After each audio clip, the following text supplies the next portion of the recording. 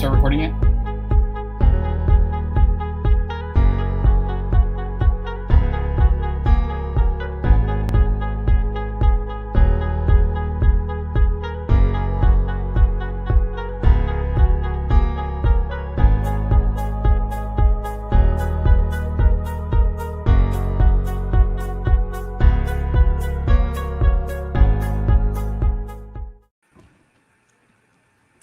What's up to all our sidekicks and henchmen out there in the Geek Nation?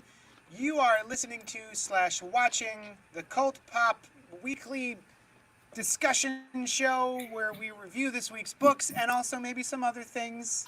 I'm your host, Johnny Destructo, owner of Johnny Destructo's Hero Complex at 4327 Main Street in Philadelphia, PA. With me this week is Len the Bad Tribble, who is rewatching Boardwalk Empire. Len, tell the people something.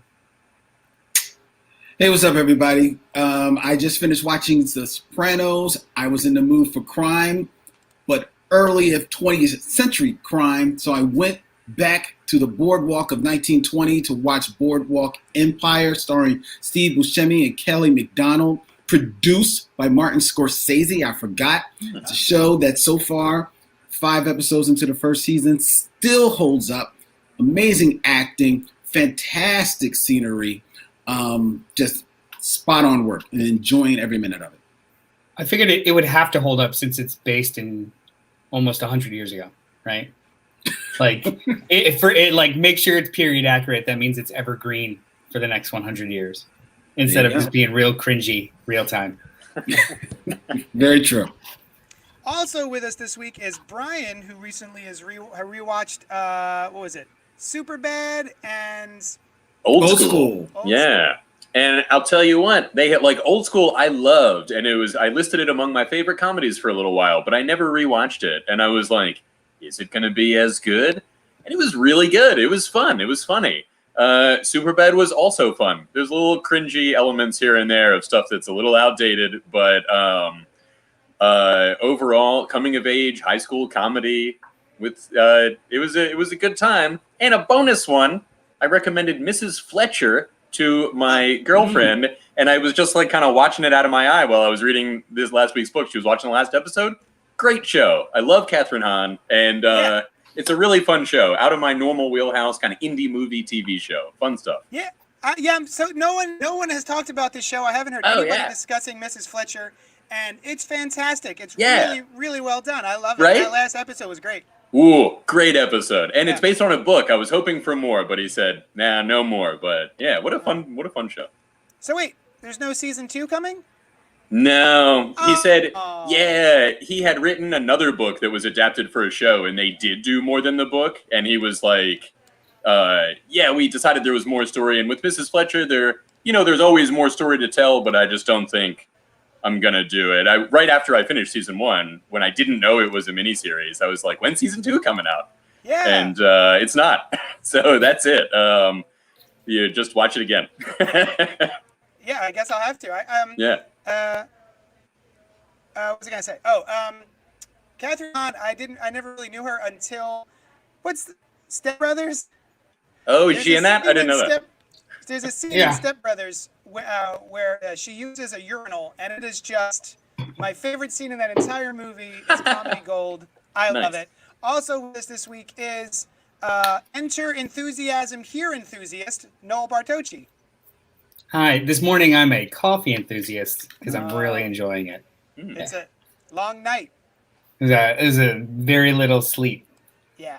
And I'm here, goddammit. Yeah. Yeah. All right. Very little sleep. Sounds like a honeymoon. Speaking of, I keep forgetting to put my ring on. Let me just take care of that. Yeah. Oh, and show everybody the ring. You only wear it for the show, right? Oh, it's your my regular normal ring. Never mind. No one cares about that shit. I want to see your ring. Oh, sweet. Oh, what? And that was vetoed as the wedding ring? No? So you... So Spider-Man. I realized 15 minutes of wearing the ring for any period of time, I was like, it doesn't really fit right, and it and the metal clanks against everything. So for normal daily wear, I bought a bunch of what are they called? Silicone rings, Yeah. just to like have around the house. Oh, for the wedding ring. I thought you meant you bought the Marvel ring, and you were like, oh well, I'll just leave it on the shelf. Actually, I'm just married to comics. That's Married understandable. to That's understandable. yeah. So your omnibus is legally because of me and Jeff Canada. Oh, You're welcome. That's right. That's true. That's Yeah. right. I mean, is he ordained, or you spoke for him? I am. I spoke for fine. him. Yeah. Just like people, will bring the word of God. I brought you the word of Jeff Canada as his emissary. Christopher Goodnight just binge watched all of Schitt's Creek in a week and 3 days. That's not a week. That's a week and a half another week. Week and a half. We have correspondence, and then we're going to get to this week's books. I'm scrolling for the correspondence. Here we go. Hellblazer update. About a week ago, I wrote in saying that I had started Hellblazer from the beginning, and that I was having trouble getting through the first few trades. The completionist in me could not simply skip issues, so I pushed through. I made it to the Family Man arc, which was good. This has John tracking a serial killer who eventually murders John's father. Seems like an important story point. Although the story of issue number 27, Hold Me, was good, I could not stand Dave McKean's art. Sorry, JD. I'm not Dave McKean. You have to apologize to Dave McKean. Delano wraps up through issue 40 with some solid issues revealing that John was a twin in utero, and exploring this. Garth Ennis takes over with Dangerous Habits. Glad I stuck it out and got to this point. John dying of cancer, desperate to save himself, and trying to outwit the devils. Since we are at the start of the holidays, I would like to recommend issue number 49, The Lord of the Dance. Ennis presents the history of Christmas and how it supplanted the original celebration of the winter solstice. He does this through a forgotten god who seeks out John's help. John shows him that people still know how to celebrate life. I really love this issue. It is a perfect read for the season. FYI, based on your recommendations, I tried and am enjoying Cy Spurrier's Hellblazer. It is fun reading two different eras of Constantine simultaneously. Question: sometimes I have to Google British slang terms while reading these books. Do you guys do this? Okay, thanks. And that was Anthony Drago, longtime listener, friend of the show, and customer of Johnny Destructo's Hero Complex. Thank you so much. Do you guys ever look up British slang that you do not know? I have. I once got a book, Mike Carey, the guy who wrote Lucifer. It was like just after Lucifer, and he had come out with a book, and I was like, I got to get it. I got to read it. So it was only available in England at that time. So I ordered the one from England, and I got it here. And apparently they change slang they'll translate an English book sometimes, right? And I'm reading it, and somebody's like, I wouldn't trade that for a big clock. And I'm like, what? Was that an offer? Did somebody offer you a big clock? Was that on the table? Right.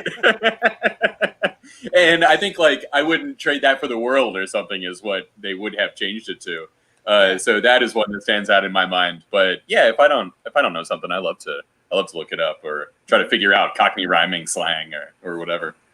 So I never look it up. I always just try and keep reading and gather from the context of the story and, what's being said, what it means. And 9 times out of 10, I feel like I get close enough to what it means. You know what I mean? It doesn't pull me out of the story. To me, actually, I'm more pulled out of the story if I go and look it up. You know what I mean? Now, it is kind of fun to be reading comic books that have English slang on it and then watch some British or show or something and hear the slang there. It's like, oh, now I get the context, or I got it right, or I was slightly wrong. Yeah. The only place where this kind of messes me up a little bit is when I watch the show Peaky Blinders on Netflix. I definitely have the closed captioning on there because sometimes Peaky Blinders and I gotta see exactly what the hell is being said. But I still don't look it up. I just see what's being said. Like, I still don't know. But I just know he's talking to that person. And I keep it moving.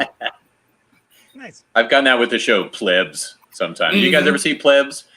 It's like it's a British comedy set in ancient Rome. Yeah. And they're like real British, and sometimes I'm like, I know what they mean, but I don't know why they said that. Yeah. I actually had an instance yesterday where I had to look up a word. It's not British slang. It's American slang. And someone had mentioned, I forget what the topic of conversation was on Facebook. Someone had brought up the word himbo. And I was like, what? I literally asked, like, what is a himbo? And then before they could get back to me, I actually was like, what am I doing? And I just Googled it, and it took me to Urban Dictionary. Himbo is a male bimbo. Oh, it was in regard to Agent Venom. It was Flash Thompson.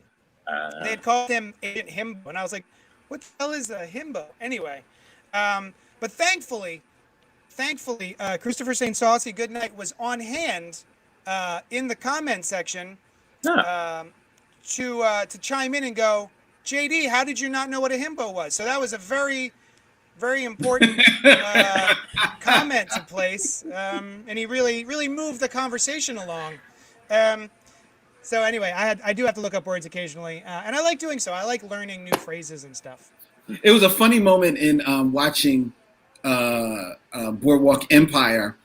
I don't know how many people have seen the show.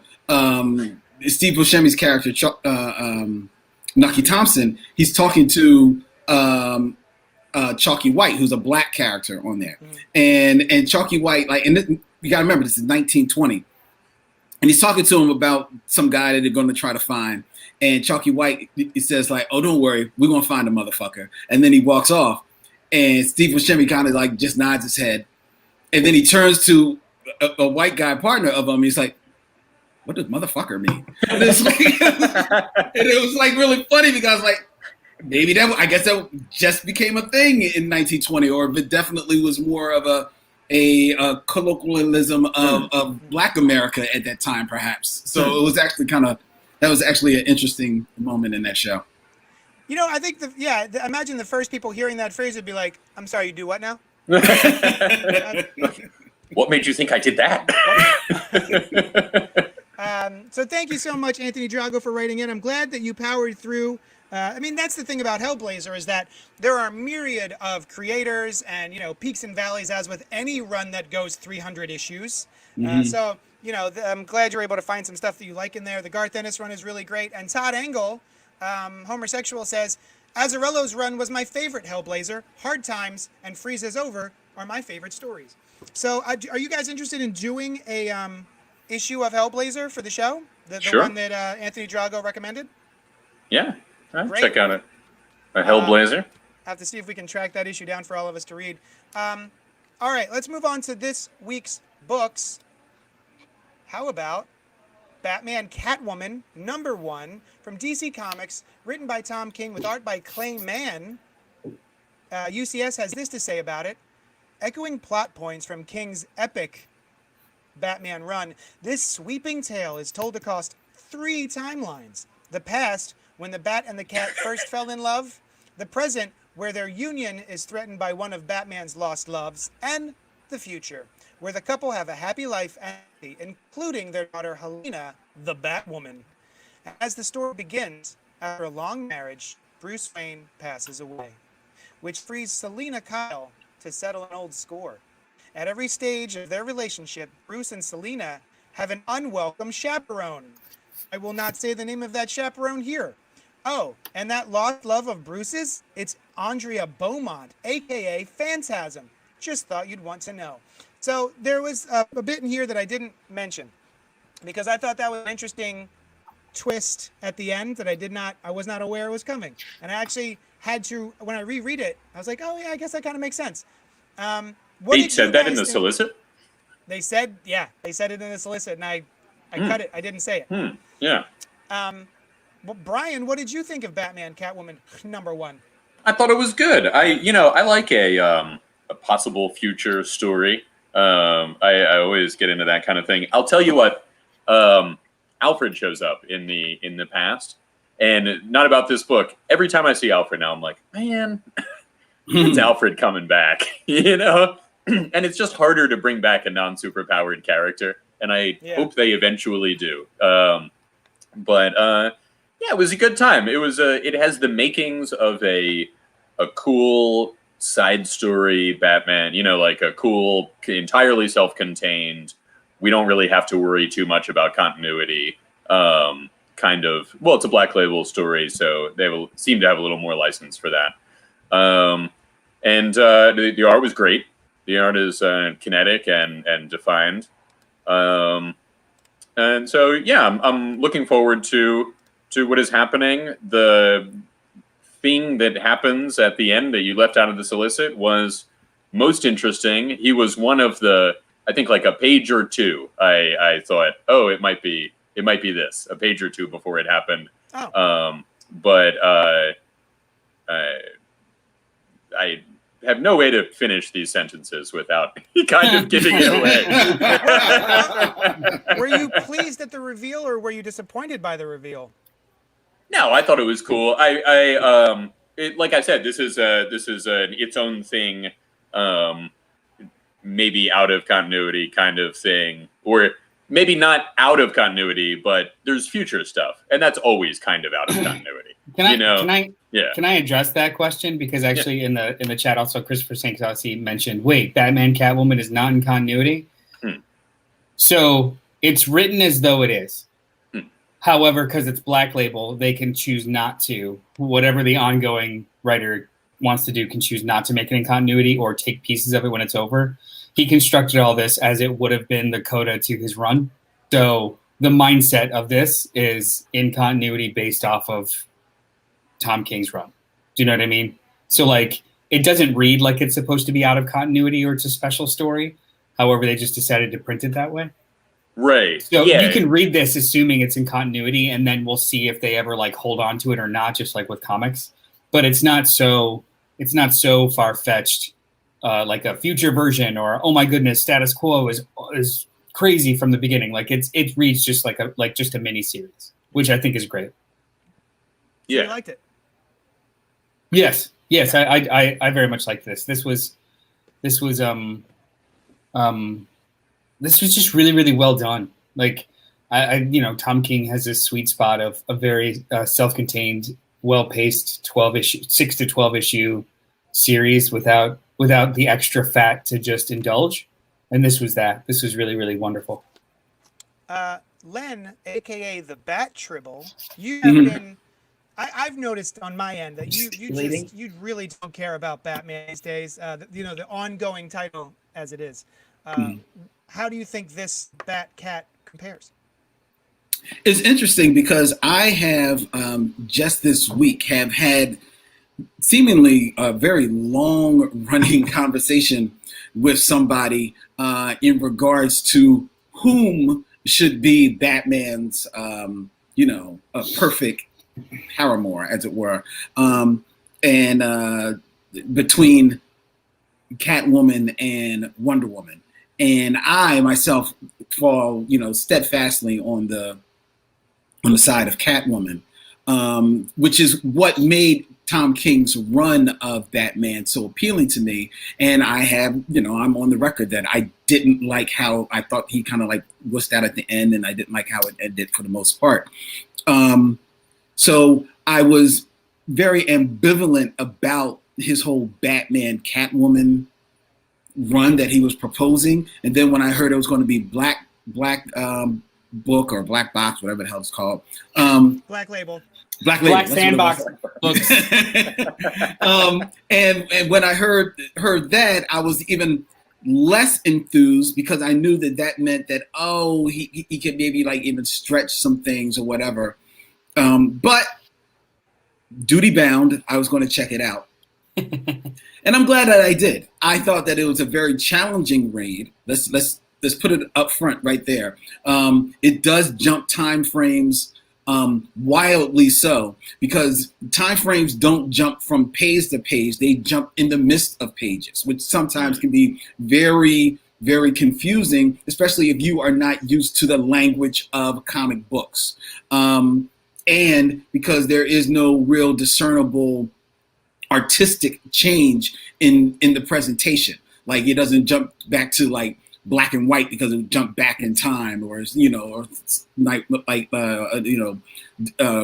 desaturated a little bit or anything like that. So that can be a little bit jarring.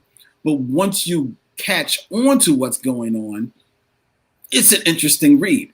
And it is definitely, to me, in this first issue alone, provides enough evidence as to why Selina Kyle is the perfect mate for Batman. Because only Selina Kyle, who after Batman passes, would go on to do what she does.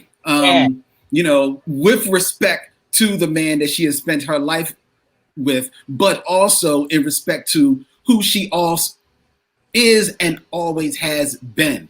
And now, without that, okay, now let me show y'all how I get down. What you have been saved from for oh so many years.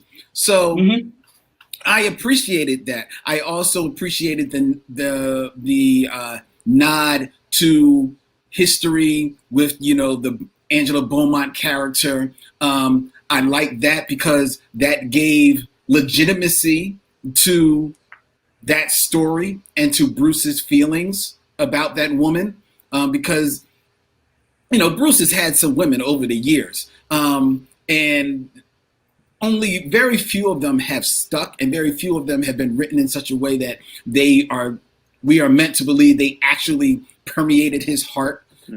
Right, that space that is relegated not to Dick Grayson and the rest of the family, and Angela Beaumont is one of them. So I think giving legitimacy to her was actually very, very special.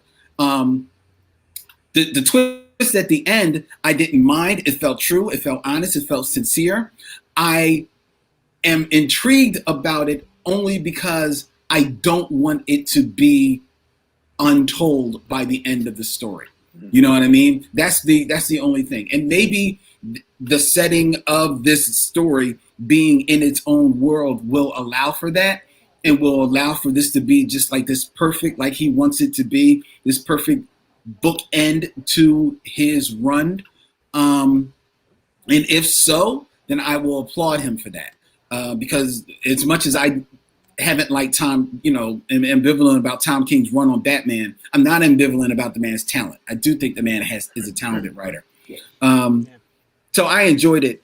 But it's good. As much as I enjoyed the story, the artwork is amazing. Yeah. This artwork. I mean, some of the design works of there's kind of tweaks on Batman and Catwoman designs in this book. That Joker, oh my God! I mean, the artwork is absolutely amazing. And if this is what Clayman has been doing for the past year, I guess almost, then I ain't mad at you, bro, because you bought it. There are two things. Oh, sorry. No, go ahead. I was going to say that was the saving. Well, there was no saving grace, but if there were to be a saving grace for Heroes in Crisis, Clayman's artwork was it. Mm-hmm. Yeah, there are two things that I want to mention. You got me all excited, Len. First of all, just jump right on the art. The art saved me in a lot of ways too, especially when just following the story, because the key to understanding this, reading this, is in her costume. Mm-hmm. So you're able to kind of identify what time period they're in based off what costume she's wearing. When she's wearing that kind of more utility with white pieces on it, that's the present day. When she is in a classic just black costume, that's the beginning of their relationship. Yep. And then you obviously know when she's older. But it was a very subtle art way to kind of show me back and forth, and I didn't catch on to it until midway through the comic. I was like, oh, I see what you're doing. Cool. His changes too. You just said it out loud. Yeah, his changes also. Yeah. His becomes a lot more utility wise with a belt on his knee and all kinds of stuff. Yeah, he's got a gray utility belt, and also their eyes are the same color when they're together. Their costumes become more similar to each other. Yeah, they become partners, right? Yeah. It's interesting. Well, the other thing that I wanted to mention, kind of about Tom King's run, but more so the relationship between Selina and Bruce. I adored how the end of Tom King's run treated it. in kind of a way that your relationship with a cat is tenuous. You can't tame them. You can't force them to do anything they don't want to. And the way that this whole relationship turns out, like in the future, when he passes, she goes back to becoming a cat because she never wasn't. She never wasn't and never won't be. Exactly. She just has allegiance to him and respects him enough, right? So you take him off the table, she will go and take care of things that she knew he would not approve of. Yeah. And that is just so incredibly true to the character. I loved it. Loved it. Yeah, absolutely. I really liked it. I think my one thing that I noticed and had to talk myself through was Clayman's art. And I noticed it in Heroes in Crisis can be very cheesecakey for no real reason. And so I was prepared for it here. But for this character, for Catwoman, it makes sense. She's a cat. And she's a very sensual character and always has been, Yeah. The artwork on this is fantastic. I thought the story was really great. I read it twice. I enjoyed it even more the second time. I'm really excited to see where this is headed. We have a couple of comments. Robert Monroe Jr. says, I'm heading to my local comic shop later today. Your recommendations will be added to my pull list. So we better make them good, you guys. Yeah. Robert's going to spend money based on our recommendations. So, and then Action Figure Expert says, what if they brought back Alfred as an artificial intelligence like the Bat computer? Would you like that? He's not. Tom King wasn't expecting him to be dead forever. Right. He was going to reverse it before he left, but DC was like, no, this is good. Keep it. Yeah. It was going to be Clayface, I think, right? It was going to have turned out to be Clayface. Yeah. It was a whole, because Clayface is technically working with, and it was supposed to be a whole feint, but he's dead. Yeah. From what I understand, Batman and Catwoman were actually supposed to get married in his run. And then really? Like, nah. Interesting. Now, with the artificial intelligence thing, I'd be all right with that. It would feel a little off for the Bat family of characters to have that be Alfred's permanent status quo. If it was a supporting character in a Green Lantern book or something like that, I could see it a little bit more. But especially for a short time, and then he finds his way into a new body that was exactly like his old one. Yeah, sure, why not? What is this? The X-Men now? Yeah, it's the X-Men now. I don't like the idea of Alfred. I actually don't mind the idea of Alfred being dead. I mean, I think for a long time, as far as in the Batman world, the only deaths that really count are his parents. They're the ones that are never coming back. Right. And I think it's Jason died for a very long time. Okay, but he came back. But he came back eventually. And he's been back for a little bit of so did Thomas Wayne too.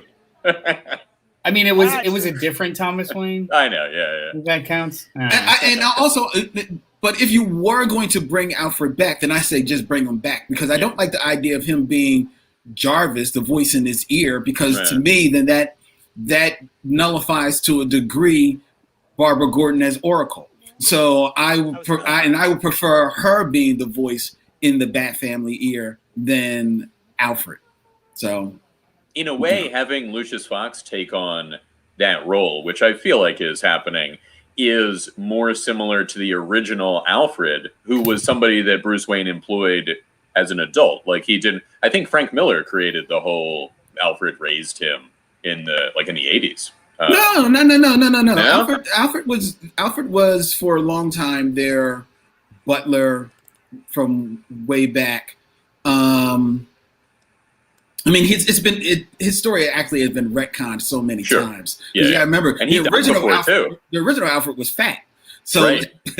And was like a bumbling fool who didn't even know that they were Batman and Robin. Yeah. And then they wrote why hire him? Oh yeah, for real. He was like a jerk off back in the 30s and 40s, and then I think some kind of story. All of a sudden, he went to some fat camp or something like that, and lost the weight, and then he forever was like the slimmer Alfred, and then butler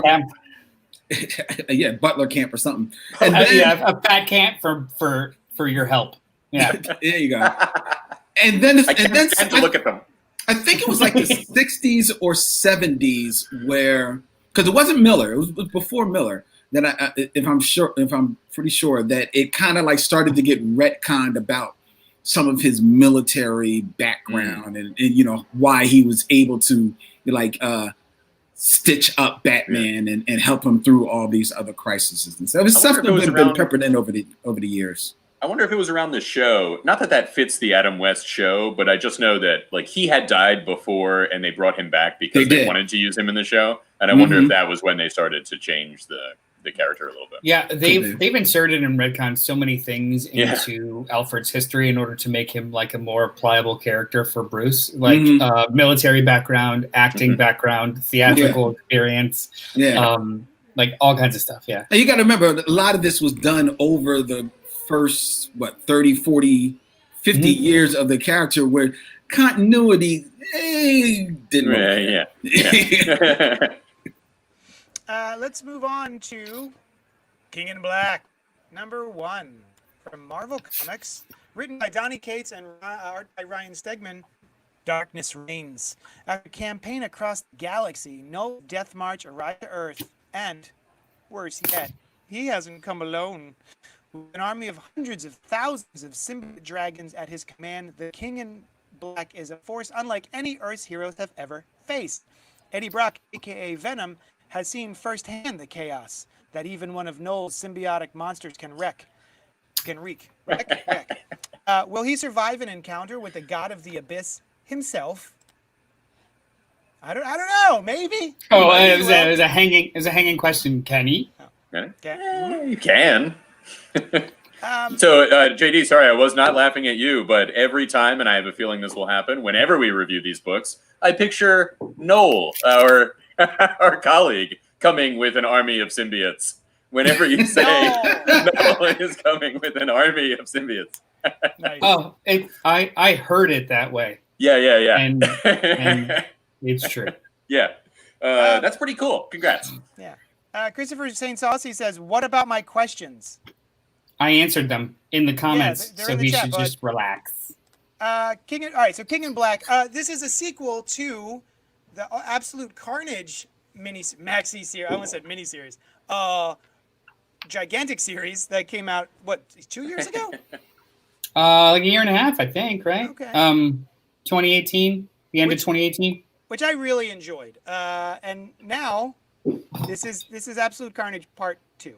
The Null is here, and I thought it was great. I thought it was a lot of fun, and of course, you know, after you read comics for a certain amount of time, it's always like, we've never faced anything like this before. Oh my God, we're prepared. No, we aren't. Oh no. It's only so many times you can do that without it starting to feel a little old, and they do that here to varying degrees of effect, I think. There are some cool moments in here, which are setups for things, and then just are undone. I was like, okay, that wrapped up quick. One thing I noticed is Null has the Venom Spider-Man spider on the chest, and I always thought, why would he have that? The only reason the symbiote has the spider is because it was attached to Peter Parker. Why would Null have a spider on his chest? And you can't actually tell from the cover here, but when other people draw it, the image on Null's chest is not a spider, it's a dragon. Which I thought, oh, what a cool little thing. I guess that's why. And then they were like, well, I guess he has a bunch of dragons. Symbiote dragons, why not? There's a symbiote dragon on his chest. Although they did... In Secret Wars, when Spider-Man got the costume, it looks a lot like the then current Spider-Woman's costume and has this very similar symbol. And he's like, oh, I guess I saw her symbol and it inspired me subconsciously to create this this costume. But I mean, that can be forgotten. One of my all-time favorite Spider-Man costumes, by the way. That black costume, always love that. Yeah. You know what? The Can Secret I? Wars figure. Oh, sweet. What? Can I pitch to you guys? So it's a little sidetrack, but I've always thought a cool what if story would be what if, because the reason that Spider-Man got that costume was everyone was getting new costumes because theirs were destroyed, and they were like, oh, there's a costume machine in there. Just go get a new costume. And he gets it out of this machine, but it was a different machine. What if they all had gone to that machine instead, and Earth's heroes were beset with symbiotes? You've brought this up before because I? because the conversation turned into there was a Deadpool miniseries. You're right. Ago yeah. Yeah. Right on. All right. I remember, like, as soon as you started that, I was like, deja vu. Noel, Right, what sweet. do you think of the book? I thought it was exactly what I wanted. It was just fun. Like this is the same itch scratched by cheesy action movies or big frame action comic books. I do wonder how. So I am reading Venom, and I did enjoy Absolute Carnage. So I've just kind of been picking up the threads that this all leads to. I do wonder how other people kind of absorbed it, hated it, liked it without those threads. I don't think that this is impenetrable, but a lot of the emotional beats are based off of 20 or 30 slowly seeded issues of an ongoing. Mm-hmm. So for me, it was probably a lot more effective than some other people on this podcast. I'm not sure, but the art's fantastic. All of the beats hit like they're supposed to. This is the stakes being raised to a insurmountable degree. Classic superhero stuff. I enjoyed it. I enjoyed it a lot. I was pretty much the opposite. Oh, sorry, JD. Go ahead, Brian. The opposite from you. I liked it a lot. I was the opposite from you in terms of how much I had it. So to answer your question, it felt like book 2 of a story. There was definitely like, I don't really know what is happening with this. I know enough about comics and these characters that it doesn't throw me, but it definitely feels like there was a lot of story that happened prior to this. That being said, I really enjoyed it. I thought it was great. I thought it was a cool. I found, like you said, JD, there's only so many times that you can hear like, "Oh, this is the worst," kind of thing. But I thought this one pulled it off. In thinking like, yeah, they would be pretty worried about these these occurrences, and the pace and the action were enough to keep me involved. The only time I found myself thinking, "Come on, really?" was when Captain America makes his speech to Nolan. He's like, "Yeah." Oh, I forgot. Go on.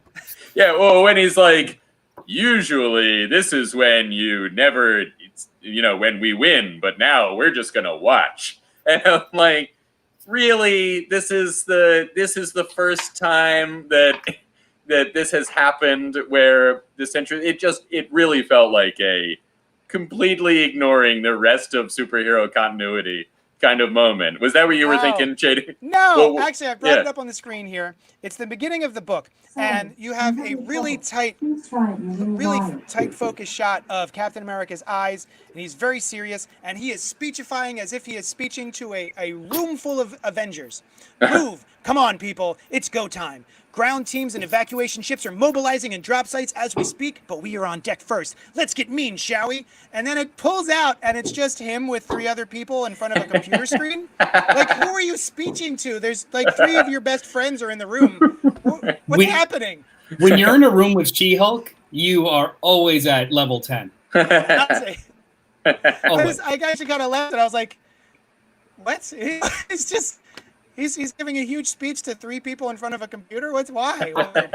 What you're referring to, Brian, I thought was actually kind of funny. Like the idea of they've already kind of gotten Sentry ready and keyed up, so they're just like, "Have at it, bitch." Yeah. Like I thought that was a boss move. I like that a lot. I'll tell you what, it threw me for a loop too. I thought they were talking about the Hulk, and I was like, "Oh, sweet." It's not the Hulk. So not that I don't love the Hulk, but having been reading all this, there's been a lot of speculation about how the Sentry will play into the story, because there was a couple of lead-in issues about how this Null is the original being of darkness and was there in the void at the very beginning of all time. Yeah. There had been a lot of speculation about how in previous series with the Sentry, they were kind of inferring that he's a god of light and that he is like his relationship with whatever's inside of him is blah, blah, blah. So there was a lot of speculation about how he'll play into the story. And what I thought was great was like, this makes me think that this is like seeded speculation from the creators of being like, oh, we're just going to throw this at them and it's going to be great. And they're not even going to know. As in like, it's not as important as you think. But I do love this panel that you threw up there, because it's a recreation of the Siege. where Well- the Sentry rips. Well, it tries to be where the Sentry rips Ares in half. Is that okay? Is that what happens? I looked at for so long and I was like, what is happening? Are those intestines? Is that void tendrils? I see an arm over on the left, so I guess he was ripped in half. But like, it's like in Siege, you see both halves of Cletus Cassidy and the guts in between. And this, I was like, is he just pulling something out of him? What's happening? So I guess he does rip him in half. That's what I thought was happening today, was that he was pulling the void out. Like, yes, he's shown to be ripped in half, but I thought that was a little more, like maybe his body would be intact after this. He was just pulling the void out, you know? Yeah. I don't know. He's pulling the void out, but it's done as an homage to the exact kind of panel layout of ripping Ares in half. Right, but is Sentry ripped in half? I think ripped open and that's Okay. pulled out. Like the entrails is the void. I don't think he actually, Okay. I dismembered wasn't supposed him. was I supposed to assume that Sentry is now dead? I don't think you can kill him. think Maybe so, maybe he's in pieces or incapacitated, but I don't think you can kill him. I assume, Len, you're quiet because. Why? I'm listening. I didn't know if you just. What did you think of it? Well, first of all, let me just address some of the things that you guys were just bringing up, especially in regards to the Captain America's speech and figuring that you're going to turn the page. And I, too, like Brian, was thinking that it was going to be the Hulk, because it would stand the reason that if you're waiting for somebody to just totally wreck shop, who you assume that the big bad is at least going to have a hard time dealing with, it is going to be the Hulk.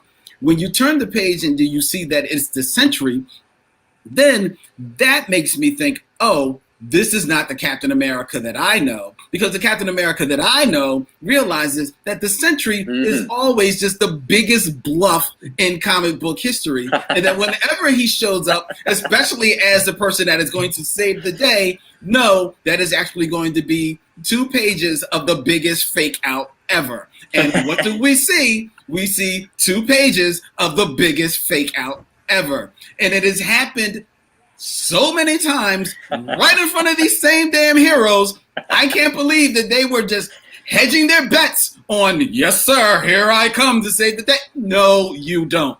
You are the biggest waste of time ever. And I, too, like JD, don't know what happened on that page. Was he ripped in half?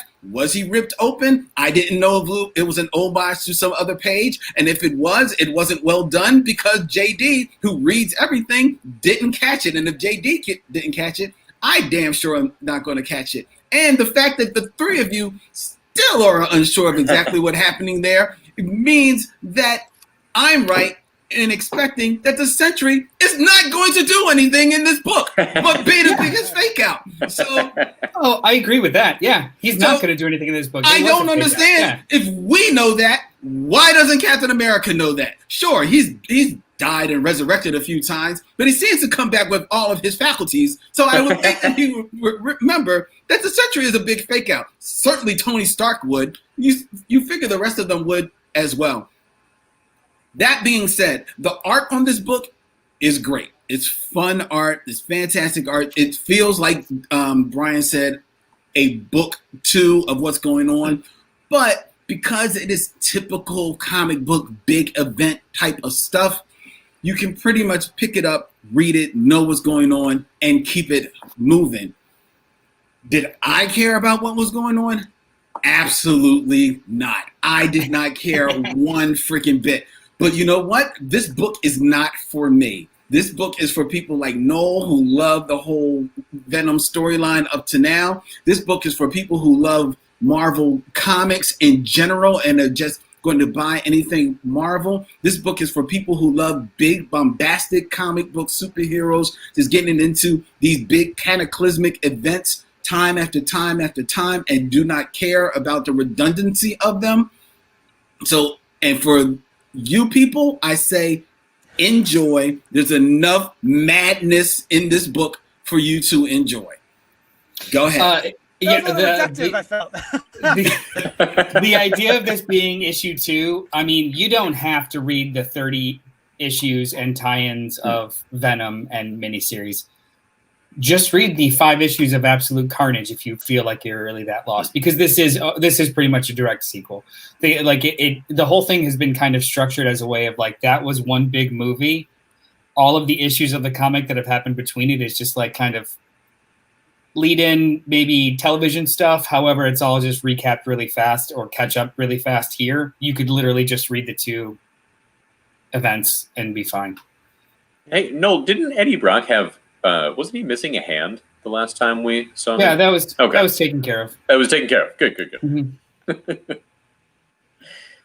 Problem solved. I was excited. I was neat that the X-Men showed up. I wasn't expecting Siege. Yeah. I'm sorry. I'm reading a comment that says Siege, and I confused myself. Yeah, the X-Men showing up is pretty cool. And I like that Professor Xavier is doing his like big dramatic speech, and Storm's like, "Shut up! I'm concentrating. Shut up! You're in my head." I thought that was pretty cool. I found myself thinking like, "Oh, cool! The X-Men are here." I also enjoyed that, and I was like, "Well, I guess that."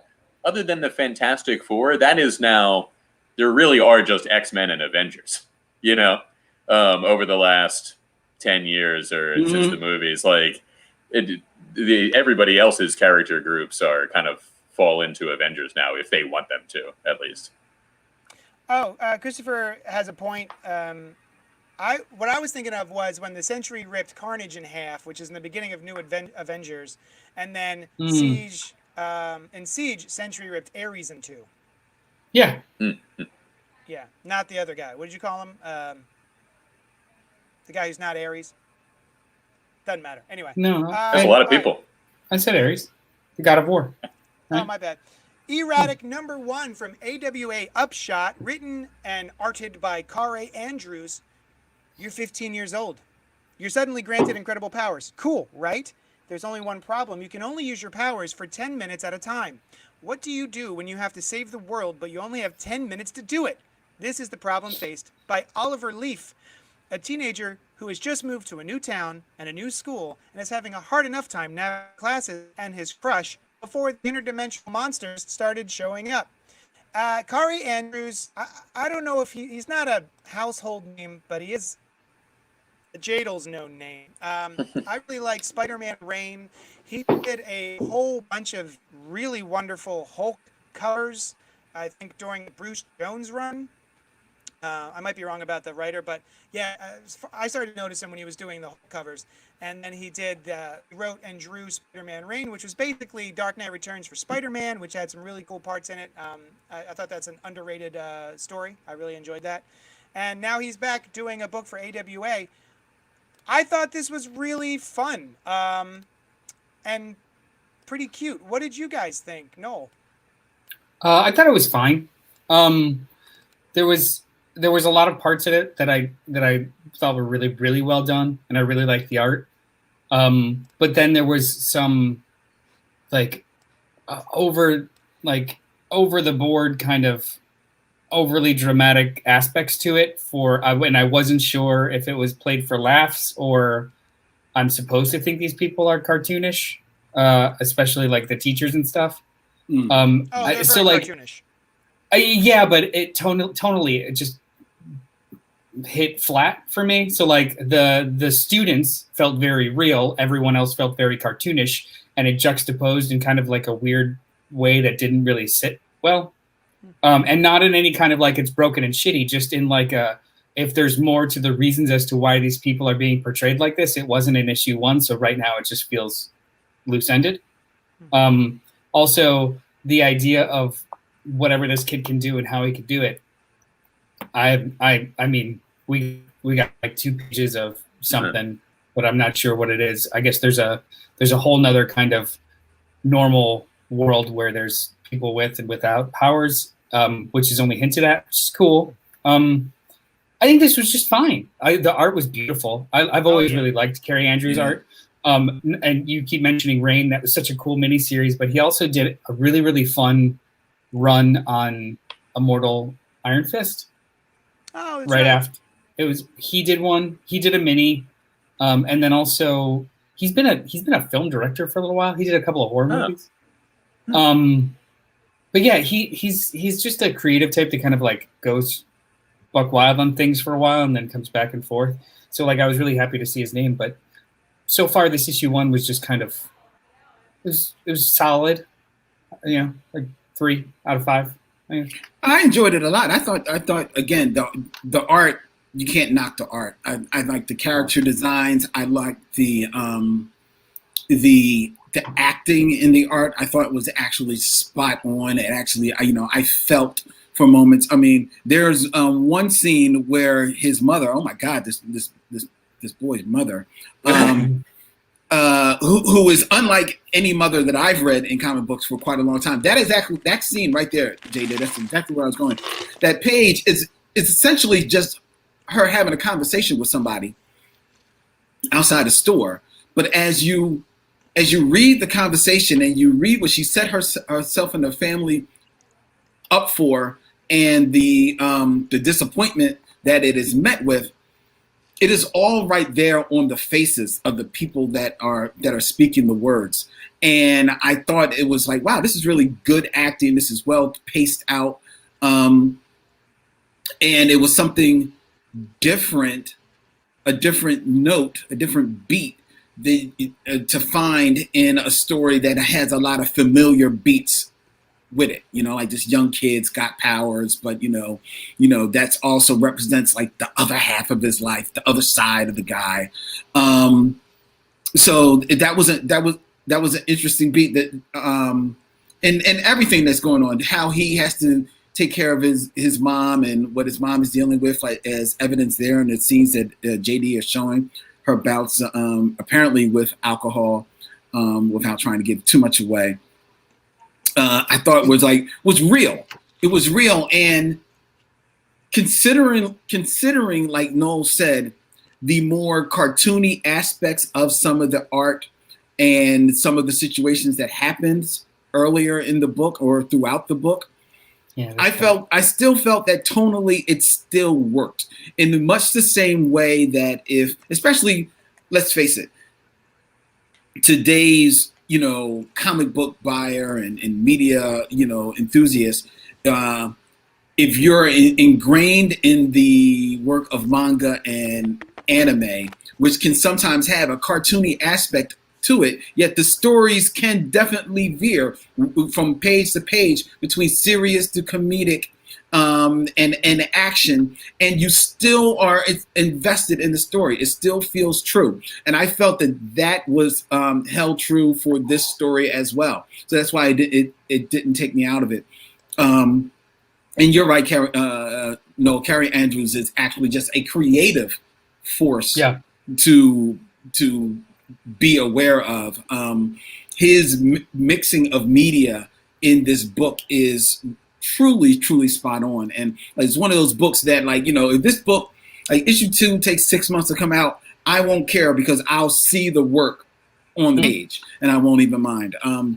I really enjoyed it. I enjoyed this book a lot. This is a solid read. It's funny you mentioned manga because you're right. I didn't realize that, like the kind of wild character pitches in between conversations. And I'll be completely honest with you, I don't read manga because of that. Like I don't enjoy that.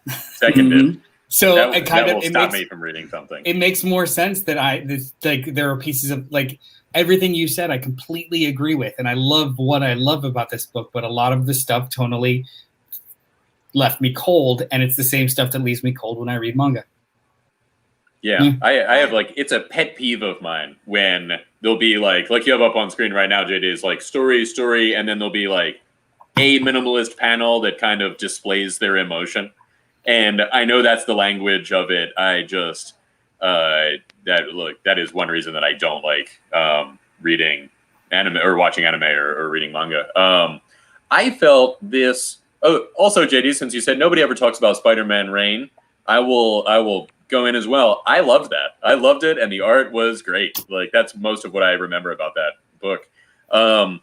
I felt like this comic had kind of the opposite of what I have talked about the fantasy stories that we've read, where they hit you with a ton of information and you don't really care about it sometimes, This was like, there's like I don't know. They're not telling me the things that I want to know about in this comic, and there's the stuff with the school is, I don't know, that there's some sort of dystopian thing happening for sure.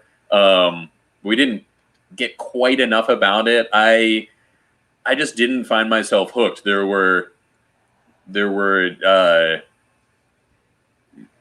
we didn't see his power stuff. We don't know what's going on with him, and I wasn't really that into finding out what is going on with him. All that being said, there is a lot of cool stuff. Like the art is very good.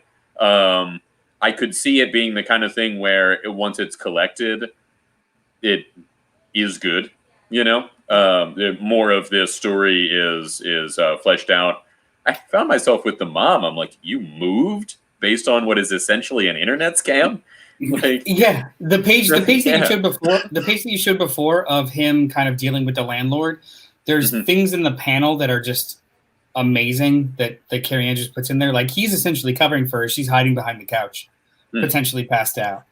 I think she's passed out. But that's just great. Like that's the kind of stuff that I think a less deft writer or artist would nail over the head. It's just a piece of a panel to give you more context that doesn't matter, but it does matter. But everything about this is great. It's just pieces of it left me cold. Maybe in trade or like the whole first arc, it'll feel more akin to Invincible and less kind of like random pieces of a story for something else. Yeah, but I got a question for you, Billy. Yeah. And forgive me if I'm wrong, and correct me if I'm wrong, but it sounds like the pass that you would give a comic book or a story that is more set in a fantasy or far out intergalactic setting where you may not know everything that's going on. You're not sure about what the story is setting up. So you'll give them a pass for maybe like piecemealing out story bits and ideas. Are you not willing to give this story the pass because it does have the familiar beats of just kind of like alluded to, an Invincible story, a Spider-Man story, a typical teenage superhero story where you're used to some of those settings, and when some of those building blocks aren't there, now you don't give it that same pass. It might be that I just, that's a possibility. That a lot of it took place in a school. A lot of it took place where nothing extraordinary is happening. And so they're kind of teasing about, like, there's clearly something is like every teacher is a model of some poor behavior, right? Apathy or whatever. And like, there's a picture of Kim Jong-il is in the class in a place where a revered personage might be. Like, there's some dystopian stuff happening here, for sure. So maybe I would. I think it was the normality of the setting which made me less willing to kind of forgive not knowing things. Is that a inherently? No, that's not the right way to ask the question. Does that matter though, Len? To your question, like, why would you give X a pass versus A a pass versus B a pass? Does it matter if you didn't necessarily enjoy the story itself? Like, yeah, the plot mechanics you give a pass for other stuff. If you didn't enjoy the tone or some of the characterizations, why would you bother giving it a pass? Oh no! You're right. That ultimately doesn't matter if you're not connecting to the story. I was specifically talking to about some of the things that he was saying. He wanted. That's why I addressed it specifically more to B, because he was saying there were certain things that he kind of wanted to know that I felt that they were like kind of like teased out, but like, all right, you teasing them out, you're taking your time with it. Well, I meant that comment specifically as a counterpoint to how I have often complained about the opposite with, it's like, these fantasy stories, they like hit you with everything. And sometimes I can be more willing to get hit with everything and just be like, all right, let's go through. But I'm thinking of like Decorum. Right, you remember that book where we don't know what is going on with Decorum, but there was intriguing stuff to me, and that's just like a like, oh, that idea looked cool or that art looked cool, kind of techie or whatever. And I don't know what would define like what would make me be okay with not getting the info or too much info or whatever. Yeah. I part of me feels too like this is make or break the second issue for me, because there was enough stuff to really love, but it just still kept me at arm's distance. Maybe with like 10 more pages, it'll click. But as it stands, this was just kind of like, yeah, all right. Yeah, it could gel. Like there was, I think actually now that you said that, a lot of what I didn't connect with was a little discontinuity stuff. Like it felt like a bunch of pieces. And right when he gets into his powers stuff is when it cuts out. So yeah, I think you're right. No, maybe issue 2 could be a make or break.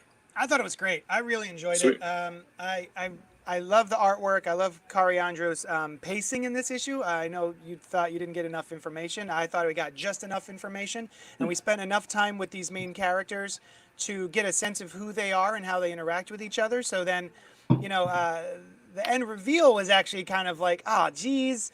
I thought it was going to go one way and it doesn't. And I went, gah.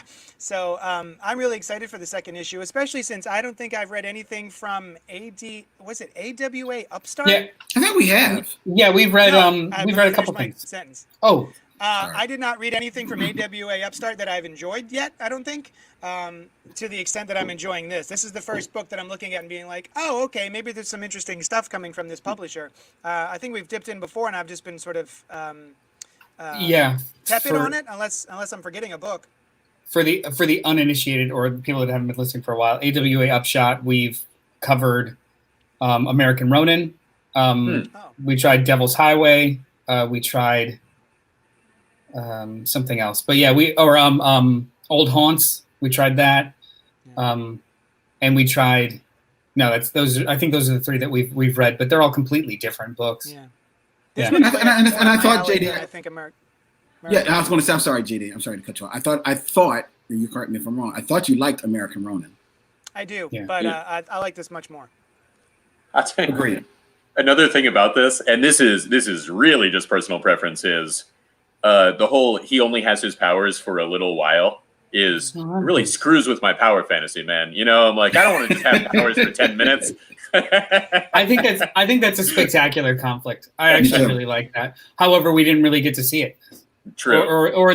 So like that is a conflict that sets up so many quandaries, like so many like different ways that it could go wrong or right, or you choose it for the wrong thing, and we don't really touch on it at all, which is fine. It's just such a good juicy conflict. That's why I'm excited. Costume too. This costume is badass. Oh, I hate the costume. Really? I like it. I hate the costume and I hate the cover. I think the cover is hard to figure out what's happening, which is fun because, like I said, the first stuff I've seen from him was really, really amazing Hulk covers. And this, I think it's a little, like it's very Spider-Man-y. Yeah. But there's something about the pose and the execution of the cover that it looks almost like mess to me. I hate this costume. Like it's like dime store Scarlet Spider. I don't like Spider-Man. No. It's true. I mean, there's a kid wearing a Miles Morales shirt in the comic, so I think that on purpose. Yeah, look at that. I had to I think he'll move like Spider-Man too. Okay. There's like a thing. Oh, it's not up on screen. Sorry. There's the cover. And I was like, all right, so I see an arm on the left, and then there's a big mess on the right there, and then there's some electricity happening, I guess. Oh, those are his fingers. His fingers have points on them, like the his toes do too, like 2099 Spider-Man. Okay. And then his hood has like a point to it, but then I guess what is that? A tail down there? What am I looking at? I don't know. A widow's peak in his hoodie. That is a tail. Yeah. It's not a good costume. Yeah, he's got a tail. Yeah. Oh, I think he'll be a very Spider-Man-y kind of character in his actions. Maybe this is some sort of like Guyver type of scenario where it's a thing, it's an alien thing or a reborn, because they talk about them being reborn. So as long as this isn't like a kid in his closet makes a thing, okay, just explain to me why he looks like a weird amalgam of animals, Spider-Man, and a tail. Yeah. And he's got those headphones on that gamers use but they've got ears on them. He's got head spikes that I have no idea, or I think that's the other antennae? headphone. Yeah. Oh man, it's, you know what? Good stuff. It's a mess. the series, the issue is great. The costume design isn't for me. All right, let's move on to some Thunder Rounds. Thunder Rounds. There we go. Thunder Rounds is a 60-second review of a book. Brian, you're going to start us off with Far Sector number 9 by N.K. Jemisin and Jamal Campbell. Who's got a timer? I won't. Because every time I use my phone, the headphones immediately go to it. So no, I'm not going to be the timer. And mine messes up with the thing. Unlimited Thunder Round. All right, I'll tell my own Thunder Round. Brian, time yourself. Brian is the timer. I've got it. Here we go. Are you ready, Brian? No, wait, one moment. Hang on. Yes, now I'm ready. I had to call up the comic to assist me. There we go. Here it is. 60 seconds, go. All right. Far Sector continues to be great, and now we're really getting into it, right? Like now we know a little bit more about Joe and what the situation is there and all kind of stuff. I liked the opening page where something we haven't gotten before. We get a little almost like a Guardian analysis of having a different kind of ring. A ring that constantly recharges itself. So that was cool. The issue in particular, I think, moved the plot along in a significant way. It felt a lot like the other issues, but I have a feeling that the place she discovers is going to be a crux of the plot, even though we don't quite get that here. What else? It was... the art is phenomenal. I like she pulls the old "I'll dress as a guard" thing, and she's like, "Oh, maybe they won't have heard of that here on this planet." And I also like that she's got 18% of power on her ring, and she is not using her ring. That is a smart thing to do. End of round. End of round. All right, who's next? Noel is with Fantastic Four Road Trip. It's a one-shot by Christopher Cantwell and Felipe Andrade. 60 seconds, go. Hey, did you ever want to read Fantastic Four as a body horror story? Yes. This is it. This is it. Reed Richards be Reed Richardsing during a family vacation to the Grand Canyon. It ends up being a trap, and they are imbued with all kinds of some sort of anti-molecules that makes them all kind of become melty and gross and see-through and shedding rocks and gooey, and it's a one shot. There's not too much to chew on other than the grotesque art. It's very pulpy. I mean, it's good, but I wish it was a little bit more than just kind of like an experiment in genre. Like this would have been better served as like 2 or 3 issues as opposed to one really quick one, because even though the character design and the horror is really like fun. End of round. See, you're not doing a Thunder Round video, Noel. You can't just make a 10-minute video. You son of a bitch. I'm up next with Black Widow number 4 by Kelly Thompson, Elena Casagrande, and Carlos Gomez. I'm gonna have to time myself. I mean, I could do it. There we go. Second time, All yeah. right. So yeah, I was. Jesus Christ. Okay, I'll stop. Go ahead. Who's timing? I was going to say let him time it because he can yell Thunder Round. That's it. End of round. You ready? Whatever. Yes. Begin. No. End of round. This was great. We had talked about Black Widow number 1 when it first dropped about, 3 or 4 months ago, and I think we were all we found it enjoyable. And it gets better and better. This Kelly Thompson Black Widow miniseries is awesome. I do not care about the Black Widow. She shows up sometimes, and I think she's kind of cool, but otherwise, I haven't read a long-running Black Widow series that I've enjoyed this much since Mark Waid's, which is only a couple years old, with Chris Samnee, which is fantastic. And this pulls in some of the elements from that run as well, which I think is really cool. The art is wonderful. The story is a lot of fun and deals a lot with the movie It's got a lot in common with The Long Kiss Goodnight. If you haven't seen it, it's great. This was awesome. Hawkeye and Winter Soldier are a lot of fun in here. And is her name the White Widow? She shows up as well. And this is highly recommended. I think this is going to be great when it's all said. End of round. Nailed it. JD, would you do a second Thunder round on Patreon.com? I mean, no. All right. Listen, I'll do 10 seconds. Patreon.com Hang on a is second. a place that you 10 can seconds on the clock. Oh, my Jesus. You can help the show out by going to patreon.com/JohnnyDestructo. Why you would help this show out, I don't know. But there are people who do it, and we thank you. It's wonderful. Also, don't forget to like and subscribe, comment down below. Enjoy our channel. Also go on Facebook, CultPop Podcasts, and follow along. Yeah, what Noel says. Anthony Drago says, hoping DC will collect Far Sector as one nice hard. Of course they're gonna. Oh, I'm sure. Of course they're gonna collect it. Yeah, the As a fact that they hardcover, haven't. I think so. But The fact that they haven't collected the first 6 as a separate thing makes me think that they're just going to go straight to 12, not unlike they're doing with Lois Lane, with Jimmy Olsen, and the Warren Ellis Batman book. There was no 6-issue volume 1. They're just doing it all as 12. I far prefer that. The two collections of a very short story, like 12 issues or less, that just annoys me. Like, It's a collected edition. I want it all in one collection. That's what's cool about it. Agreed. Let's move on to we're gonna blow through these next because I gotta open my store in a little bit.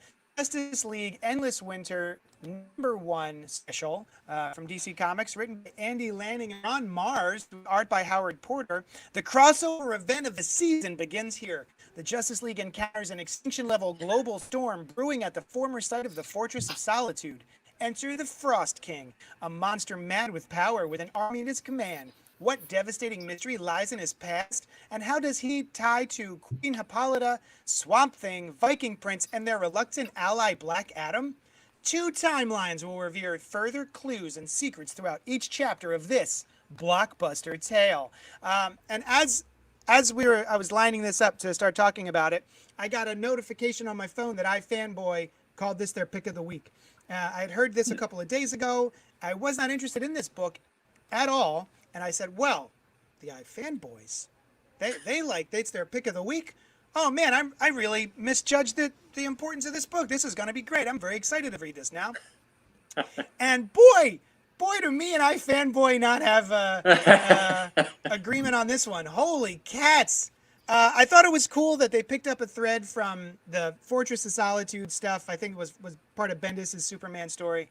And this just feels like a 5th week event. If anyone remembers what those are, back in the 90s, like anytime there was a 5th release week in a month, they would do an event that would go through the annuals of those books, right? And sometimes there was some cool stuff in there, but overall for me as a reader, they were useless. They didn't have anything to do with the overall continuity of the DC universe. And I just didn't care about them. This feels very much like that. It feels very inconsequential. I was a little bored.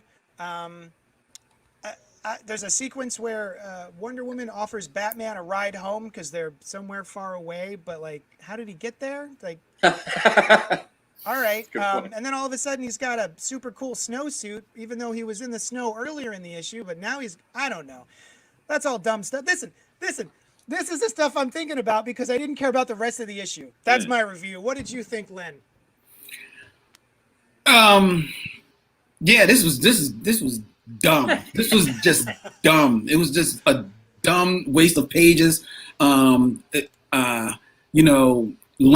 and Ron Mars individually are 2 very talented writers, but they are 2 great tastes that taste like shit together. This is this is really just dumb. But I could have myself kind of said the same thing about King in Black. Yet that's picking up on threads, and it's picking up well on threads from stories that were set previously, and more importantly, as big and bombastic and as as dumb to me as King in Black is. It's great art, which still draws me in and makes it a lot of fun. What happened to the artist Howard Porter? There was a time when this guy, let's get it straight. He was never Jim Lee. He was never John Byrne. He was never one of the greats of all time. And he didn't show that he had the chops that said he was destined to be, but he certainly showed that he was going to be an artist of note for a time. That time has long passed because this is one ugly comic book. I'm sorry, JD. I'm sorry. And don't get me wrong. I'm not saying that, is he better than your typical amateur artist or some of your more lesser tier independent books? Maybe. Not much. I think he draws ugly people. His Wonder Woman is indistinguishable as a woman.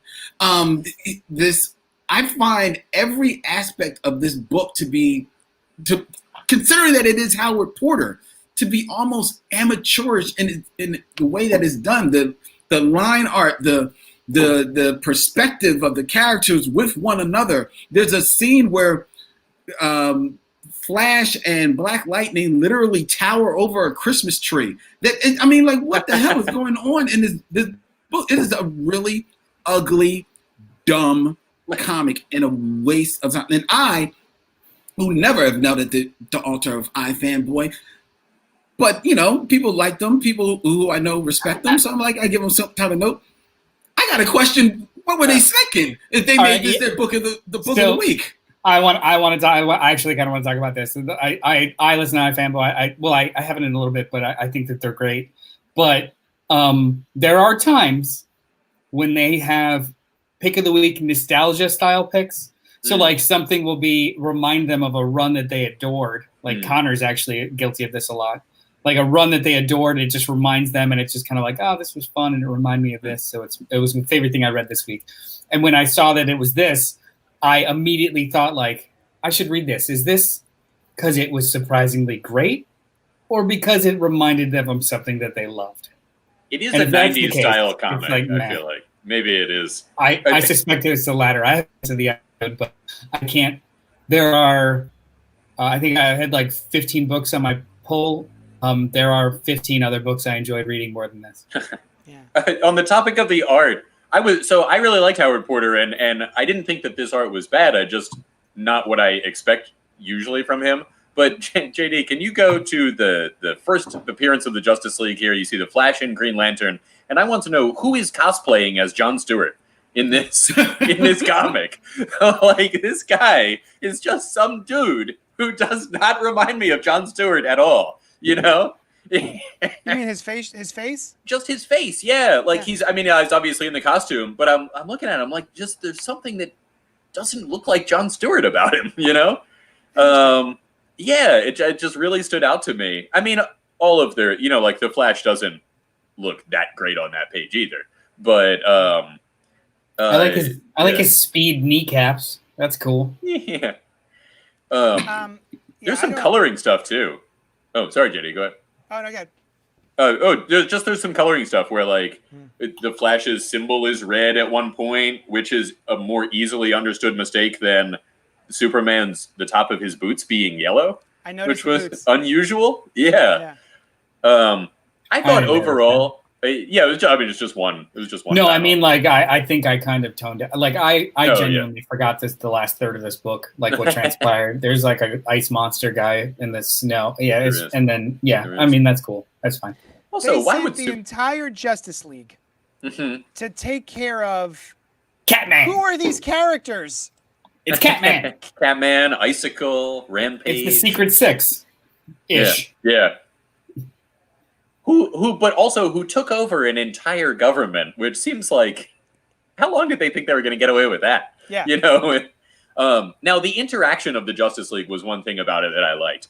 I did not have high hopes going into it. I kind of thought it would be a side book. I mean, we've got Future State coming up. We're in the middle of death metal. And here's this the event of the season, as JD put it. Winter being that season. Yeah. And it won't be for the next month. I'll tell this you, book. this is the winteriest event this It's season. true. It also true. feels the most endless.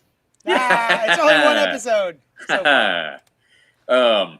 Yeah, I thought their interactions were fun. I enjoyed it more than I thought I would, which is a lot about expectations. You know, I was like, this is going to be a nothing book, and I read it, and it was, and I was like, all right, you know, it was still the Justice League, and that was fine, that was cool. I like the idea, like it was going to be a nothing book, and I was right. It's like It's like I appreciate that I was correct more than I appreciate the book. Yeah, it's fine. That's why. Anyway, let's move on from that sentence. I did enjoy let's move on to a new book. Thank you. Oh, but what about the end of it? What about it? Cool. I'm interested in that. I mean, so I'm a sucker for like the distant past stuff, or like Teth Adam from the. So I'm into that, and I'm interested to see what happens. Also, can I ask you guys a question? Are Black Lightning's kids not adults in current continuity, or at least young adults? I don't know. They were at one time. I don't. Okay. Who knows? I thought they were at one time. Okay, I thought they were like the last I remember really seeing them was pre-New 52, but they seem to be kids here. But that could just be an art thing too, you know?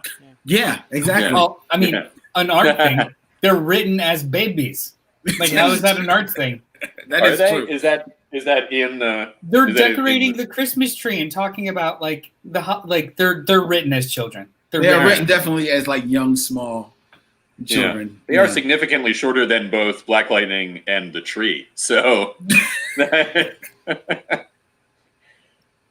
Let's move on to Daredevil number 25, written by Chip Zdarsky with art by Marco Cicchetto. Faced with the reality and consequences of his actions, will Daredevil have the stomach to serve his term? Worse still, facing down a prison's worth of criminals he helped put away, will he survive it? I have to go open the store. So you guys talk about this book. Noel. Yeah, so I loved this. I heard earlier this week that this was going to be some sort of seminal issue that no one is paying attention to, and you should all check it out, and the retailers are going to be depleted, and which proved to be correct. But because of all that hearsay, I was like, you know what, I'm going to check this shit out. We've read maybe 3 issues of this run so far and covered it for the show. Like, I think we read the first issue, we read the annual a little bit a while ago, and then just kind of read a random issue. I've liked every single one of them because I really like Chip Zdarsky's work so far. But this was something that I was waiting to collect, and I was not interested in jumping in. However, because of all the hubbub, jumped in. I loved this. It took a bunch of things that were incredibly familiar in Daredevil continuity. The idea of, let's put him in prison, done it. Let's have somebody else in the costume, done it. Let's show the legacy of the Kingpin and blah blah blah, done it. Let's buy up all of Hell's Kitchen. They've done all of this stuff before, but the context in which he does it here and the subtle twists that he puts on all of it is such a baller popular fiction move where you take things that people are familiar with and you just twist them by like 15 to 20%. So it feels like it feels original and it feels fresh without betraying what came before. So like this hits so many good marks, and the fact that it's bolstered by Marco Cicchetto's art just doubles down. I really, really loved this issue. Yeah, I you're right. The beats feel familiar, but that is indicative of Daredevil as a whole. Like Daredevil is a book that it's funny. I'm looking here at my shelves, and I probably have more Daredevil collections than I have Batman collections. I mean, that's how long because I was a huge fan of Daredevil. Starting with the Bendis run, I like Greg Rucka's run, and then I like Mark Waid's. That's more than a few years of Daredevil. So, which means that a lot of these beats I've seen play out a number of times. You know, I've seen Bullseye stab Electro. We've all seen that scene since the 80s. But so a lot of the beats are familiar. You're right. You know, it does put a little tweak on them, which is what you always try to do. But the saving grace of it is the art by Marco Cicchetto, which is beautiful. It is really, really beautiful art. I felt like it was interesting reading this and reading Batman Catwoman this week, because while they're definitely telling two different stories, I felt the artwork kind of put them almost like in a similar universes to me. And it was actually kind of like fun reading that. I don't know why. Maybe that's just the way my mind worked on it. You know, I don't know how much I'm ready for the return to this lower level Daredevil after Mark Waid's run, which is why I didn't return to Daredevil after that. But it is, you know, it does feel good to know, having returned to the book, that it is in good hands, that they're still doing things. Daredevil is still a book that very much lives on its own within the Marvel Universe. One of the few that, you know, the universe touches in on it every once in a while, but not a whole lot. And I think that is one of the saving graces of the book. And it's the Chip Zdarsky's writing still feels true. It still feels like Matt Murdock. It still felt like Elektra. I hadn't known that Stick had come back, but hey, Stick's back. I liked it. I liked it. It was a good book.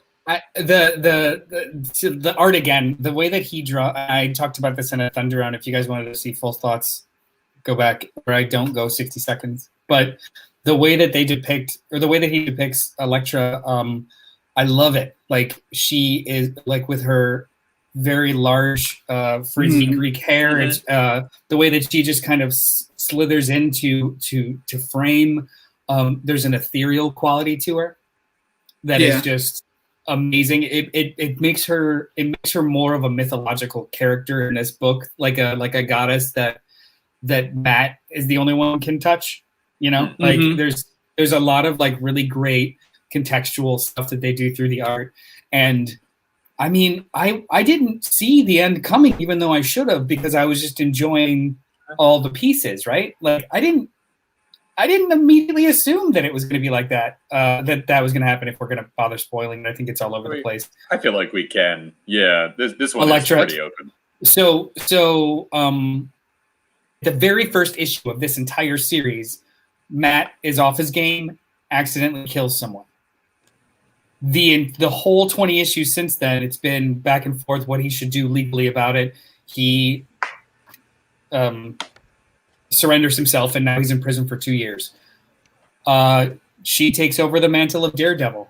So Elektra becomes Daredevil. This is not dissimilar from the other times that other characters have worn the costume. I think Iron Fist wore it for a little while. Peter Parker wore it at one point, like to kind of bolster the myth of Daredevil in Hell's Kitchen in order to keep things calm while he's not off the board. This is the first time that Elektra's done it, had a motivation to do it. The costume design is fucking awesome, just straight up awesome. Yeah. And her motivation is fantastic too. Like, she now has the belief in this myth that she is needed to serve light, serve good. Whether that's for nefarious purposes or not, it puts her in a very, very, really cool anti-hero space that's plausible for the character. And it reminds me of the Brubaker run where they killed Captain America. You take him off the board, and the book becomes more interesting and more appealing because they elevate all of the supporting cast and kind of show you the true measure of the hero by taking him out of the equation instead of just constantly telling you he's great. Like, it's just a really great story beat. I loved it. Is this the first time that... Go ahead. Is this the first time that somebody else has taken over the role of Daredevil as far as the public in the Marvel Universe is concerned? You know, like, Peter Parker, I know, took it over, but like with the express purpose of convincing people. I'm going to say yes. Daredevil. Okay. I'm going to say yes, because like as far as anybody in the world will know, it was just a guy. Right, right. This is obviously a woman, so probably. And a different costume and all that stuff. Also, I didn't notice until we just threw it up on screen, but the trade dress, I don't know if the Daredevil usually goes off of the page, but it's cool. You know, they've got he's in these like white lines as the prison bars, which are almost like comic panel lines. And then the trade dress is cool. I found myself really liking this book a lot more than I thought I would. I mean, I wasn't expecting to dislike it, but you know, Daredevil he's always like kind of take it or leave it for me. Like he's cool, but I would rarely pick up a book because Daredevil is involved, you know. But we were reading it and I'd heard that there was all this stuff happening and I thought it was great. I really like moved through it. Elektra, one detail of her costume, it's a cool combination of her normal look and Daredevil, and she's got billy club size that are not pointy anymore, and she throws them at him. I do find it funny. Is Matt Murdock's mask prison jumpsuit material? Is that the same? He's not in prison and he's not convicted as Matt Murdock. He's convicted and in prison as Daredevil, because in the Marvel universe there's legal precedent for being able to take the stand in mask in order to be a witness to crime. So they took this weird continuity hiccup and turned it into new legal precedent of being able to be tried for a crime as mass vigilante. And that's an interesting idea too. Yeah. So like if you think about it too, like to protect all of the testimony that you would have had before or given before based off of your vigilante or your masked persona, you can also be tried for a crime.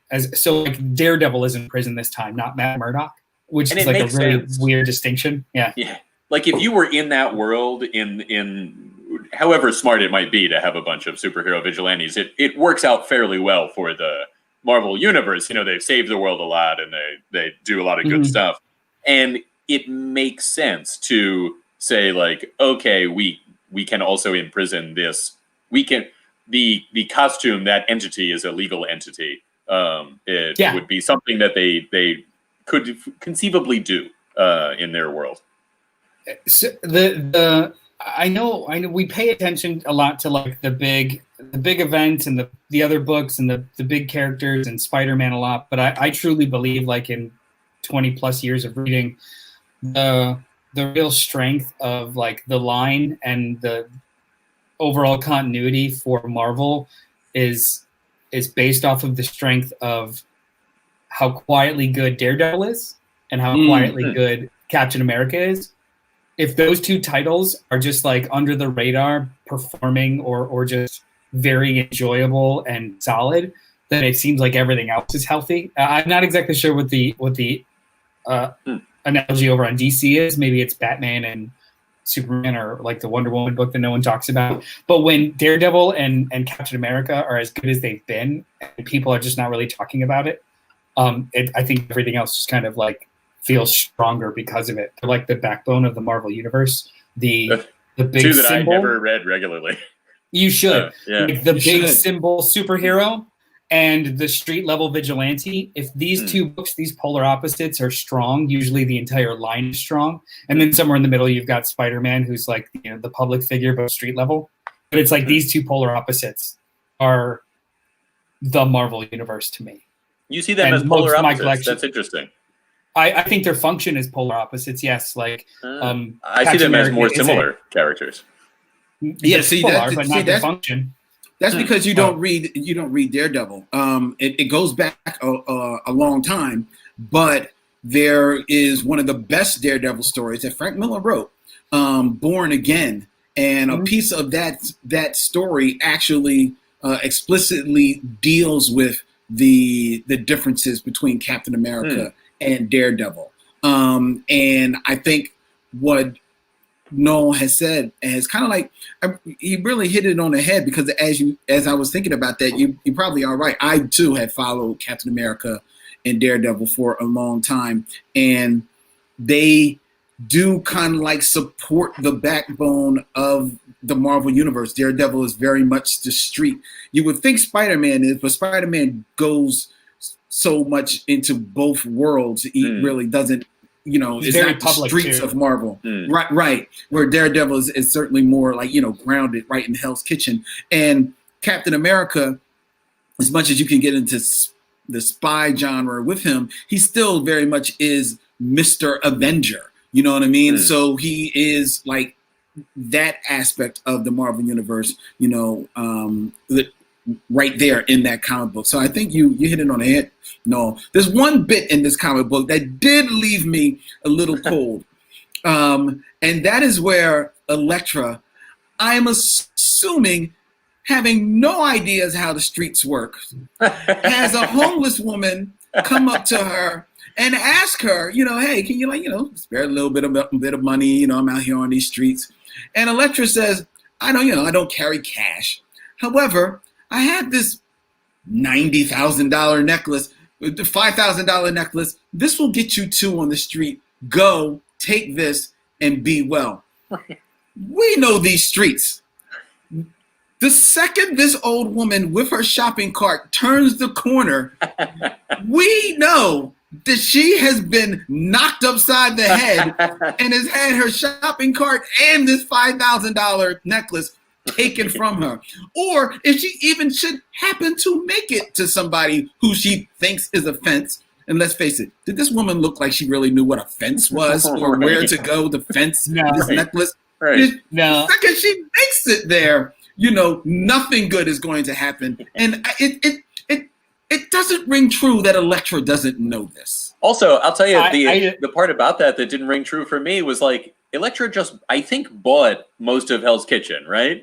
This woman says, I don't have an apartment. That's my major problem. And she's like, sorry, I don't have $5. Here's a necklace.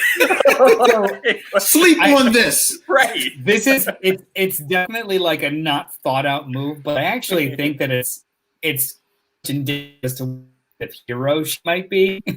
Like, not very good at it. I mean, she's really good at beating the crap out of people, but being any kind of like stabling force of good is not going to be successful, which makes this even more kind of appealing.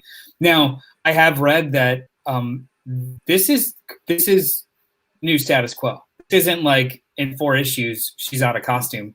As far as like Zdarsky's run is concerned, as far as Zdarsky's run is concerned, this is the new status quo of the book. Like Murdoch doesn't find some quirky way to get out of prison. Like he spends 2 years in prison. Yeah, there's not going to be a legal loophole. Maybe it'll be less than 2 years, obviously. However, this is going to be status quo for a period of time. So they're trying to make it stick. You know what? Not that. They're not trying to make it stick like it's a gimmick. Right. They're trying to make their case for making this change as opposed to it just being an action figure. Which again, cool I truly appreciate. Oh yeah, no, I would buy the crap out of this Marvel Select figure. I love this costume so much. Yeah, it's cool. It's cool. Now, guys, I've been thinking about the Captain America Daredevil comparison or contrast that you mentioned, and I see your points. Neither one is very cosmic though. Yeah, that was it. I see your point. No, you make some really good points. But neither one is very cosmic. You know what I mean? Like neither one hits Cap. Yeah, I mean he's involved. He is involved in every single cosmic. Yeah, I mean that makes him a cosmic character. Every single cosmic struggle, he's a part of. Daredevil? No, he's busy with his streets. Oh, sure, for sure. But he's no Silver Surfer. You know what I mean? Like he's no gladiator or whatever. I'm talking like the way that these characters are depicted, one being a symbol and one being a vigilante. Are polar opposites in like the language of the Marvel universe. I can see that. Does he ever do, separate question, does he ever do cosmic stuff in his own book, though? Does that ever come up? No. Not in the last 20 years. Right. Okay. 30 years. Yeah. But counterpoint, one of the only times I've read Captain America was the Ed Brubaker, Bucky as Cap runs. Really enjoy. I didn't stick with it through the whole thing, but I really liked it. And as I recall, the Marvel Universe was pretty solid around that time. I really do like. Maybe there's a college level thesis that could be written that no one would read about the strength of these two titles and how it bolsters Like a latent effects success kind of the success of storytelling in the Marvel universe or across the line at that period of time. But I feel like it's true, so it must be true. Well, there you go. It's good enough for me. Yeah, when Brubaker was on Captain America and Bendis, that period of time where they kind of overlapped, and then Brubaker took over.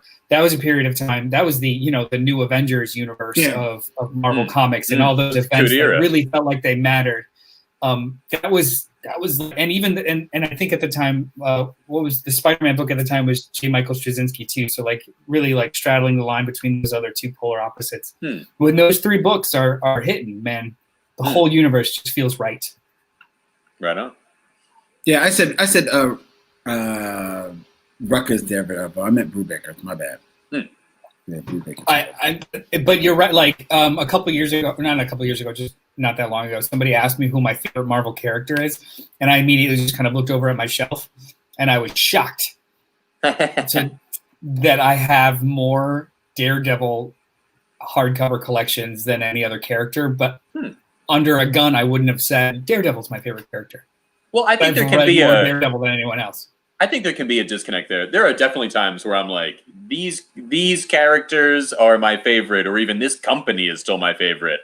But the books I'm really excited about every week are a different set of characters or even company. Shouldn't that force you to, or not force you to, but shouldn't that inspire you to start questioning your definitions of liking it versus enjoying it? Like, I'm not a big chooser of favorites anyway. I like to think of things more as a constellation than a linear sort of thing. But also, comics, it's like, yeah, I love the Hulk. Hasn't been great in 6 years, but I love it. One day it'll come back around. I mean, speaking of the Hulk, that was just an example. Yeah. I'm not saying that what's going on in the Hulk right now isn't good. I haven't been reading it, but it does look cool. And there's a certain kind of comics reading where it's like, yeah, but if I don't stick with it, I won't know when it gets good again. Like, this is the ups and downs of serialized comics. Like if we're gonna go off the beaten path, I'm having that particular struggle with Batman. I keep re-upping and I keep hating that I keep re-upping, and it's just like, no, we're done. I'm done. Like I wanted to drop it back in issue 94, but I was like, you know what? I'll hold off for this Joker one. It'll be good. See this next thing. Let it go. I am. Please let it go. Yeah. There you go. It's just, it's hard. You do want to be there when things happen, but you also want to just like, I can't anymore. I need to step away so I could re-fall in love with like the aspect of these characters, or just read other stuff that there's so much stuff now. There's so much in both TV and everywhere that I have given up on trying to see everything, or like things that people recommend. If it doesn't grab me, it's just, move on to something you're actually enjoying. So to your point, Noel, like, yeah, and it's definitely, as I've gotten older, it's been like, well, what am I actually enjoying? What do I want to read? But that doesn't change my all-time favorites, or maybe very slowly will change my all-time favorites kind of thing. To bring it back around to 25, though, you can just pick up this issue and start. Yeah, definitely. This was very entry happy or friendly. Like in the first 2 pages, you get he's in jail, he's stuck there. That's cool. Now what? Like you don't necessarily like all the other little like things that kind of happen beforehand to precipitate this conflict. Yeah, that's great. You don't necessarily need it to enjoy this. This was just such a great jumping point. I liked it a lot. Classic comic booking, kind of like start this off. Yeah. Excellent. JD, your mic is muted, man. You muted. Yeah, the thumbs up came through. Okay. Yeah. There we go. Right. Yes. Are you done? Yes. We are. All but Len, did you want to talk about the? We're going long. Let's go. Let's All right. going long. Let's go long. All right. JD's got to do the store. Let's go. Let's get out of here. Thank you so much for joining us. Join us every Sunday morning at 10:30 a.m. where we live stream the podcast. You can check us out on iTunes, the audio versions anyway. Also during the week, we do the Thunder Round videos, which are just 60-second reviews of almost anything. Usually they're comics. Noel and I do them, and they're a bucket of fun. No one else here does one. I don't know why. Probably because it's a secret campaign of hatred. Noel, where can people tweet at you? Where can they find you on the internet? People can send me their favorite microaggressions and passive aggressiveness at Twitter at Mr. Bartocci. It's right there on the screen. MRBARTOCCI. I love it. I love it. I eat it for breakfast. Num, num, num, num. Len? Hey, holler at Len at the Bat Tribble on Twitter, and you can find me any place and every place that you find the Black Tribbles on Instagram, Facebook, YouTube. Holler at us. Holler at the Tribble. And Brian. Hey, I'm at brianlieb.com, and I eat regular breakfast for breakfast, so send me some breakfast. Give me your microaggressions. I want passive, delicious hate. To be fair, was that a microaggression or was it just macro? I think it was macro. It was very on the surface. It was, yeah. Yeah. All right, guys. Thanks for joining us, and we will catch you later. Bye.